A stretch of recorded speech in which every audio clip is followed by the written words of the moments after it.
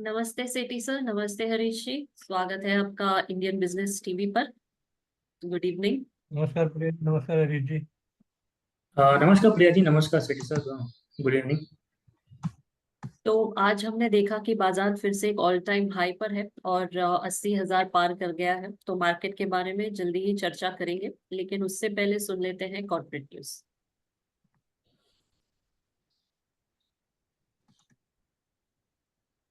महानगर गैस ने मुंबई में सीएनजी, घरेलू पीएनजी के दाम बढ़ाए। अमेरिकी शेयर बाजार में जल्द ही 10% की गिरावट आ सकती है। मॉर्गन स्टेनली के शीर्ष रणनीतिकार ने दी चेतावनी। वेलस्पन वन ने वेयरहाउसिंग में सबसे बड़ा 2,275 करोड़ रुपए जुटाए। रॉयल एस्टेट के मोहाली औद्योगिक आर्थिक क्षेत्र को 150 करोड़ रुपए की डेयरी विनिर्माण इकाई मिली। पीसी ज्वेलर, पंजाब नेशनल बैंक, जो कि कंपनी के कंसोर्टियम बैंकों में ऋण के मामले में भारतीय स्टेट बैंक के बाद तीसरा सबसे बड़ा बैंक है, ने कंपनी द्वारा प्रस्तुत एकमुश्त निपटान प्रस्ताव को अपनी मंजूरी दे दी है। क्यूपिड लिमिटेड ने भिवंडी, मुंबई में अपने नए मदर वेयरहाउस के भव्य उद्घाटन की घोषणा की है। लार्सन एंड टुब्रो की अक्षय ऊर्जा शाखा ने मध्य पूर्व में एक प्रमुख डेवलपर के साथ 2 गीगावाट पैमाने के सौर पीवी संयंत्र बनाने के लिए मेगा ऑर्डर को अंतिम रूप दिया है। संयंत्रों की संचय क्षमता 3.5 गीगावाट होगी। इन्फो एज ने घोषणा की कि Q1 FY25 में इसकी स्टैंडअलोन बिलिंग Q1 FY24 में 523 करोड़ की तुलना में 10.78% बढ़कर 579.4 करोड़ हो गई।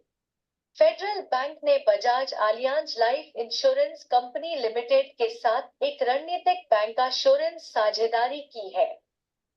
इस रणनीतिक गठबंधन का उद्देश्य फेडरल बैंक के ग्राहकों को Bajaj Allianz life insurance company के उत्पाद सूट तक पहुंच प्रदान करना है। तो ये थे हमारे कॉर्पोरेट न्यूज। हरीश जी बताइए, आज मार्केट के बारे में खास खबरें क्या है? और हमने ऑल टाइम हाई पर फिर से मार्केट देखा है, तो your comments first on the market.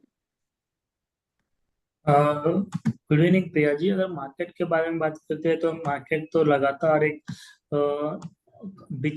पिछले एक हफ्ते में थोड़ा बहुत कंसोलिडेशन में था और पिछले हफ्ते में, इस हफ्ते के शुरुआत में थोड़ा हल्का सा प्रॉफिट बुकिंग देखने मिला था, लेकिन आज फिर से एक बार नया हाई पे हाई के पास क्लोजिंग दिया हुआ है निफ्टी। तो उसके चलते लग रहा है कि एक छोटा सा कंसोलिडेशन था, तो यहाँ से बाहर निकला हुआ इस इंडेक्स। तो लग रहा है कि नेक्स्ट लेवल रहेगा 24,500 का लेवल, एक नेक्स्ट पड़ा रहेगा। उसके ऊपर चलता अगर निकलता है तो हो सकता है कि 25,000 तक भी चांसेस है ऊपर की ओर जाने का। लेकिन हावेवर जिस तरीके से कंसोलिडेशन, जिस तरीके से पोजीशंस बन रहे, थोड़ा कॉशियस इंडिकेशंस दे रहे हैं, और क्योंकि जो भी इंडिकेटर्स है सारे ऑलमोस्ट ओवरबॉट सिनेरियो में नजर आ रहे हैं, तो उसके चलते मुझे लग रहा है कि थोड़ा बहुत कॉशियस होना चाहिए।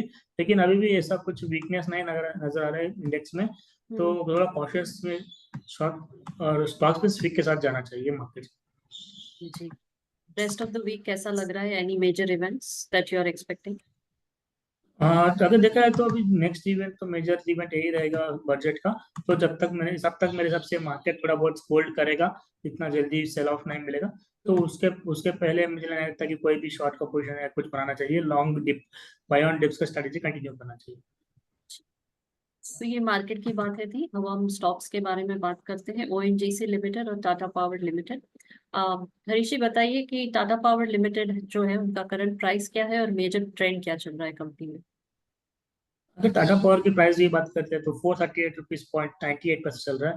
अगर मोटा मोटा अगर देखते हैं तो ये स्टॉक जो है एक बड़ा सा कंसोलिडेशन चल रहा है, जो कि जिस तरीके से मोमेंट बनाया था वो कंटिन्यू नहीं कर पा रहा है। स्टॉक अगर देखा जाए तो मार्च 2024 में थोड़ा बहुत बाहर निकला था स्टॉक प्राइस ब्रेकआउट देकर, तो फिर वहां से ऑल टाइम हाई बनाया था 485 का। तो तब से लेके स्टॉक 464 का हाई बनाया था। तो जब तब से लेके अभी तक प्राइसेस एक कंसोलिडेशन में ही है। अगर मोटा मोटा कर देखते हैं तो नीचे को 400 का रेंज बना हुआ है, ऊपर का प्राइस है 465। तो इसी रेंज के अंदर दायरे में ट्रेड कर रहा है इंडेक्स, सॉरी स्टॉक प्राइस। तो मुझे लग रहा है कि स्टॉक प्राइस में थोड़ा बहुत मोमेंटम कमी है और थोड़ा कंसोलिडेशन पीरियड में है और कोई ट्रिगर्स, मेजर ट्रिगर्स नहीं आ रहे स्टॉक प्राइस के, तो उसके चलते स्टॉक एक कंसोलिडेशन में है। लेकिन अगर सेटअप की बात करते हैं तो सेटअप में higher top higher bottom still kind hold कर रहा है। जी, तो ये जो ट्रेंड जो आप कह रहे हैं, is it supported by good volume of shares? अगर वॉल्यूम्स की बात करते हैं तो टाटा वॉल्यूम एक दिग्गज कंपनी है और इसको वॉल्यूम्स में कुछ प्रॉब्लम नहीं होगा। लेकिन अगर देखते हैं तो वॉल्यूम्स कुछ टाइम से जब से कंसोलिडेशन में है तब से स्टॉक्स के वॉल्यूम जो है थोड़ा बहुत स्तंभ हो चुके हैं और ज्यादा कुछ इतना ज्यादा वॉल्यूम नहीं नजर आ रहा है कंपेयर करेंगे लास्ट 1-2-3 हफ्तों से। सो कंपेरेटिवली, लेकिन अगर ये लिक्विड स्टॉक है उसके चलते लिक्विडिटी का कुछ प्रॉब्लम नहीं होगा स्टॉक में। लेकिन ओवरऑल सेटअप की बात करते हैं तो ओवरऑल सेटअप की वजह से थोड़ा बहुत साइडवेज मूवमेंट की वजह से वॉल्यूम्स इतना ज्यादा ग्रो नहीं कर पा रहे स्टॉक प्राइस। जी, सपोर्ट और रेजिस्टेंस लेवल्स बताइए। मुझे लग रहा है कि इमीडिएट बेस में सपोर्ट है 427 के अराउंड, ऊपर के और 465 का एक रेजिस्टेंस जोन है। तो ये एक छोटा सा रेंज है, अगर इस रेंज के बाहर निकलता है तो मुझे लग रहा है कि कहीं ना कहीं एक क्लियर ट्रेंड रहेगा आगे। और ऊपर के और 465 के ऊपर क्लोजिंग दिया तो थोड़ा बेटर लेवल्स रहेंगे और फर्दर एक्सटेंशन के लिए। तो ओवरऑल सेटअप की बात करें तो मुझे लग रहा है कि एक हाई टॉप हाई बॉटम तो ऑलरेडी स्टिल इंटैक्ट है।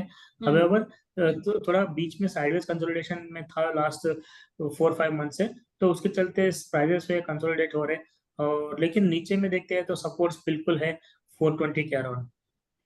जी, इंडिकेटर्स क्या कहते हैं, वेरियस इंडिकेटर्स? अगर इंडिकेटर्स की बात करें तो डेली में इंडिकेटर्स ऑलमोस्ट साइडवेज में दिखा रहे हैं, मेजर इंडिकेटर्स कोई क्लियर इंडिकेट नहीं कर रहे हैं। वेरस अगर वीकली में देखते हैं, वीकली में आरएसआई एकदम फ्लैट ही है 61 के अराउंड, ऑलमोस्ट 2-3 मंथ्स हो गया।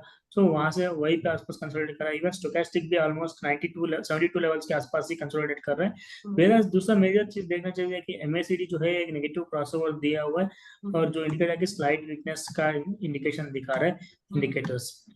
जी, मनी फ्लो इंडेक्स क्या कहता है? अगर मनी फ्लो इंडेक्स की बात करते हैं तो मनी फ्लो इंडेक्स की बात करते हैं, एक कंटिन्यूएशन में डिप आ रहा है ऑलमोस्ट। देखिए मार्च जैन 2024 से 24 में हाई था मनी फ्लो इंडेक्स का ऑलमोस्ट 86 का, वहां से लगातार गिरावट देखने मिल रही है और ऑलमोस्ट अभी तक फिलहाल 45.36 के आसपास आ चुका है। तो जो इंडिकेट कर रहा है कि मनी फ्लो इंडेक्स थोड़ा बहुत, ऑल्दो स्टॉक प्राइस में ज्यादा गिरावट नहीं है, कंसोलिडेशन हो रहा है, मनी फ्लो इंडेक्स जो है कंटिन्यूअस सेल ऑफ देखने मिल रहा है और मुझे लग रहा है कि उसके चलते प्राइसेस में कंसोलिडेशन और कंटिन्यू हो सकता है। जी, और बॉलिंगर बैंड? बॉलिंगर बैंड में प्राइजेस जो है वीकली में बॉलिंगर बैंड, वीकली चार्ट्स में अगर बॉलिंगर बैंड की बात करते हैं तो उसमें अभी भी फिलहाल प्राइजेस जो है मिड लेवल के रेंज के ऊपर ही टिके हुए हैं और उसके सपोर्ट्स के पास आते ही जैसे आते हैं वहां से बाउंस बैक देखने मिल रहा है। तो अभी भी फिलहाल वही पे आसपास है। और अगर डेली की बात करें, डेली में बॉलिंगर बैंड थोड़ा बहुत नैरो हो चुका है, तो कहीं ना कहीं एक क्लियर डायरेक्शन देने की, क्लियर ब्रेकआउट देने की चांसेस उम्मीद ज्यादा हो सकती है, क्योंकि जिस तरीके से नैरो डाउन हो रहा है बॉलिंगर बैंड, तो उसके चलते बहुत जल्दी एक कोई भी एक क्लियर डायरेक्शन में प्राइसेस मूव हो सकते हैं। What is the risk reward ratio?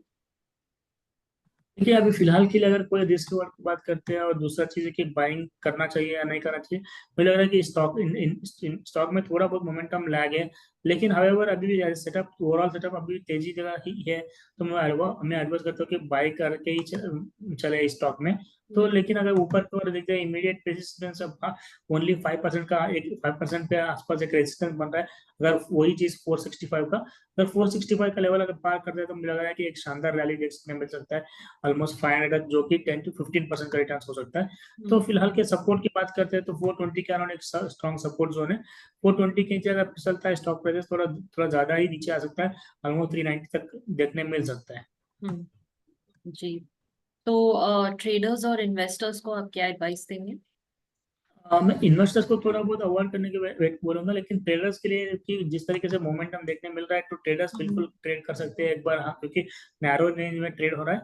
तो नीचे लेवल्स पे एक बार बाई चांस 400 के अराउंड बाई मिलता है तो बाई करना चाहिए, और नीचे के और अराउंड 390 के नीचे स्टॉप लॉस मेंटेन करना चाहिए। और ऑलमोस्ट 420 के अराउंड भी आता है तो भी अच्छे लेवल्स रहेंगे अक्यूमुलेट करने के लिए। तो अगर ज्यादा अगर आप किसी का एवरेज भी करना है तो 410 420 लेवल्स के आसपास भी अक्यूमुलेट कर सकते हैं। ऊपर मुझे लग रहा है कि जैसे पता है 460 का इमीडिएट हर्डल रहेगा, 465 के ऊपर अगर निकलता है तो स्टॉक प्राइस फर्दर बाउंस देखने मिल सकता है। तो मुझे लग रहा है कि ट्रेडर्स के लिए थोड़ा बहुत बेटर रहेगा स्टॉक प्राइस, वेराज इन्वेस्टर्स के थोड़ा वेट करना पड़ेगा।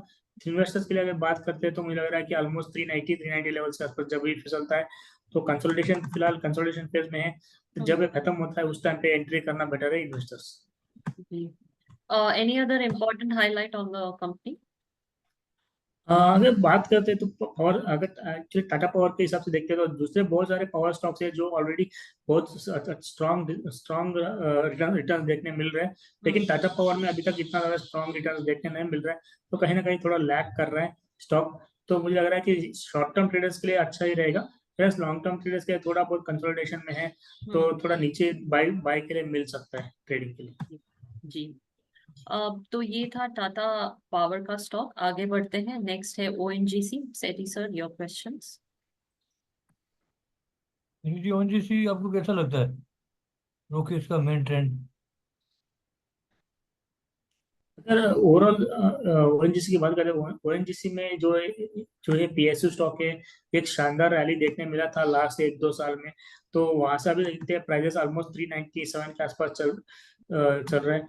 तो ये कहीं ना कहीं बीच में एक रेंज में चल रहा था जनवरी से लेके ऑलमोस्ट जून तक। तो इसी हफ्ते में एक क्लियर ब्रेकआउट दिया है स्टॉक प्राइस, जो कि रेंज था इसका 422 से लेके ऑन द हायर साइड था 292। तो इस रेंज से बाहर आ चुका है स्टॉक प्राइस, और उसके नीचे उसके ऊपर आज क्लोजिंग दिया हुआ है। तो इसके चलते लग रहा है कि स्टॉक जो है क्लियर ब्रेकआउट दिया हुआ है शॉर्ट टर्म में, और एक फर्दर रैली के लिए शुरुआत के लिए वेट कर रहा है। पर इसका ब्रेकआउट में कोई दम नहीं है, वॉल्यूम है कि नहीं साथ में? बिल्कुल सेठी सर, वॉल्यूम की बात करें तो वॉल्यूम है। बिल्कुल जिस तरीके से वॉल्यूम लास्ट 2 हफ्तों से 3 हफ्तों से होने देखने मिल रहा है, इवन कल का भी वॉल्यूम देखते हैं, परसों 2-3 दिन का वॉल्यूम भी देखते हैं, तो एक शानदार वॉल्यूम के साथ ब्रेकआउट दिया है। तो बस आज रिटेस्ट करा था 2 दिन का रैली, ऑलमोस्ट 2-3 दिन का रैली दिया था, तो ऑलमोस्ट 4% का, उसके चलते आज थोड़ा रिटेस्ट किया है। मुझे लग रहा है कि यहाँ से ब्रेकआउट तो क्लियर दिया हुआ है स्टॉक प्राइस, और शॉर्ट टर्म में शार्प रैली के लिए तैयारी हो रही है। और अभी जैसे 6 महीने इसको तैयारी में लगे, 6 महीने का 20 रुपए का खाली जंप मारा है इसने, वो भी नीचे आ गया। तो क्या इतना स्ट्रॉन्ग रैली है क्या? बिल्कुल हरी सर, अगर देखते हैं तो 6 महीने के बाद का ब्रेकआउट बिल्कुल दिया है, लेकिन स्टॉक प्राइस में लग रहा है कि एक स्ट्रॉन्ग बाउंस के साथ, वॉल्यूम के साथ ब्रेक दिया हुआ है। तो उसके चलते मुझे लग रहा है कि यहाँ पे स्ट्रॉन्ग रैली देखने मिल सकता है, ऑलमोस्ट 330 के आसपास तक हम लोग एक्सपेक्ट कर सकते हैं ऊपर के लेवल्स पे। तो मुझे लग रहा है कि स्टॉक प्राइस जो है एक ब्रेकआउट दिया हुआ है और हॉरिजॉन्टल ब्रेकआउट है, तो ऑलमोस्ट यहाँ से 15% का रिटर्न हम लोग एक्सपेक्ट कर सकते हैं आगे जाकर। तो आप इसकी सपोर्ट क्या 270 की मानेंगे, और रेजिस्टेंस 290 का? इमीडिएट इस 290 का सब पहले रेजिस्टेंस था, जो वो ऑलरेडी क्रॉस कर चुका है, तो उसके ऊपर प्राइस टिक रहे। तो मुझे लग रहा है कि फिलहाल के लिए सपोर्ट जो है 290 का भी सपोर्ट बन चुका है। 290 से 298 का राउंड के आसपास सपोर्ट है। अभी उसके नीचे अगर रेजिस्टेंस की बात करते हैं तो 312 का रेजिस्टेंस पहला का है, बाद में 330 340 लेवल्स का है। तो मेरा सपोर्ट्स की बात कर रहे हैं तो 290 और 288 के आसपास एक फर्स्ट इमीडिएट सपोर्ट है। उसके नीचे अगर फिसलता है बाई चांस तो 280 का एक स्ट्रॉन्ग सपोर्ट जोन बना रहेगा। और इसके आरएसआई क्या है, मनी फ्लो इंडेक्स, एमएससीडी वगैरह? देखिए आरएसआई, अगर आरएसआई की बात करते हैं, डेली में आरएसआई जो है एक अच्छा बाउंस दे रहा है। अगर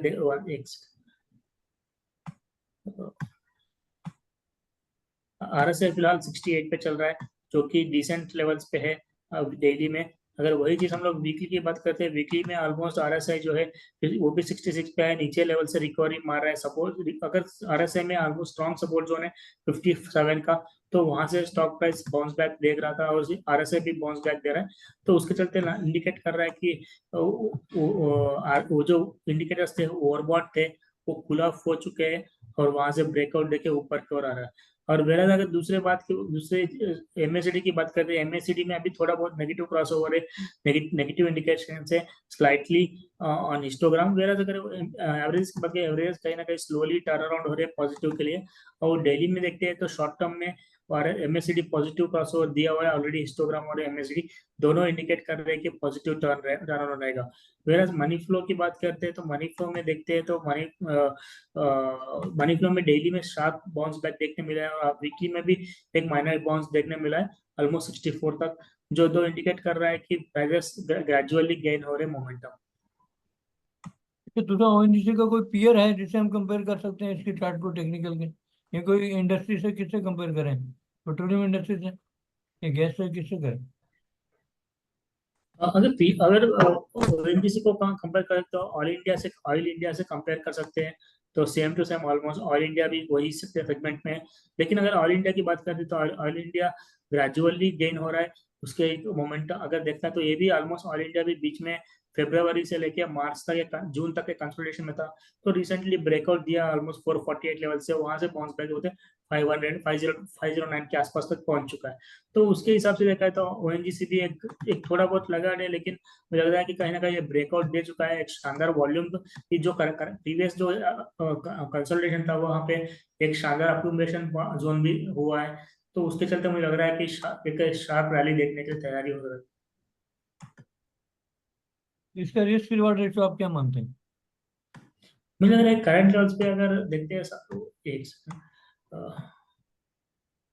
अगर रिस्क रिवॉर्ड की बात करते हैं तो यहाँ पे एक चीज बतानी है कि फिलहाल के लिए मुझे लग रहा है कि 290 के आसपास एक सपोर्ट है, तो वो लेवल्स अभी कभी मिलता है तो बेटर है बाई करने के लिए। और ऊपर नीचे के ऑलमोस्ट 6% का रिस्क रहेगा मैक्स टू मैक्स, क्योंकि जिस तरीके से कंसोलिडेशन हुआ है, तो वहां से मुझे लग रहा है कि एक 50 to 20% का रिटर्न हम लोग बिल्कुल देख सकते हैं आगे जाकर। पर अभी आपको लगता नहीं है थोड़ा टाइम साइडवेज चलेगा?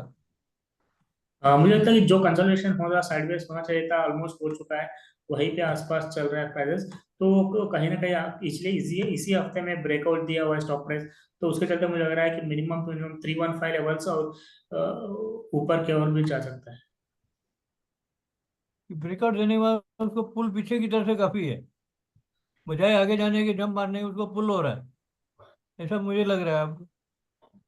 नहीं, बिल्कुल नहीं है ऐसा कुछ, क्योंकि जिस तरीके से सेटअप दिखता है तो पिछले दो दिन में ही ब्रेकआउट दिया था, आज के दिन कहीं ना कहीं रीटेस्ट करके सपोर्ट के पास वो होल्ड कर रहा है, तो आगे जाके हो सकता है कि प्राइसेस ऊपर की ओर ही मूव होने के ज्यादा चांसेस लग रहे हैं। तो आपका क्या टारगेट प्राइस है और क्या फोरकास्ट है और क्या सलाह है? मुझे लग रहा है कि ये प्राइसेस यहाँ से अगर एक चीज ध्यान देने की चीज है, जो कि इमीडिएट 2014 का हाई था ऑलमोस्ट 215 लेवल्स के आसपास था, तो 215 लेवल्स के आसपास थोड़ा बहुत एक माइनर हर्डल दिख सकता है स्टॉक प्राइसेस में, तो वो एक बार निकल जाता है तो 340 और 350 के लेवल्स आगे जाके देखने मिल सकता है। और कुछ खास बात बताना चाहें इसके बारे में आप? कहीं ना कहीं देखे पूरा ऑयल एंड गैस सेक्टर पूरा अगर देखोगे तो सारे स्टॉक्स अच्छा परफॉर्म कर रहा है, गवर्नमेंट भी उस साइड में ज्यादा इंटरेस्ट दिखा रहा है, तो उसके चलते ऑयल एंड गैस में एक शानदार रैली कंटिन्यू हो सकती है। ये बजट में देखना पड़ेगा कि क्या नेक्स्ट ट्रिगर्स रहेंगे ऑयल एंड गैस के लिए, तो उसके चलते मुझे लग रहा है कि ऑयल एंड गैस में कंटिन्यूएशन रहेगा तेजी। अच्छा, फंडामेंटल एक सवाल पूछूं, जब ऑयल के प्राइसेस बढ़ते हैं तो तब इनको काफी फायदा होता है, प्रोसेसिंग वगैरह का काफी पैसा मिलता है, रिफाइनिंग में भी है उसके कि नहीं? अगर ऑयल इंडिया सॉरी ओएनजीसी की बात करें तो ओएनजीसी नॉट ओनली रिफाइनिंग है, उसका कैसा है कि एक्सट्रैक्ट भी करता है कहीं ना कहीं, तो उसके चलते उनको बिल्कुल बेनिफिट रहेगा अगर क्रूड ऑयल के प्राइस बढ़ते हैं तो।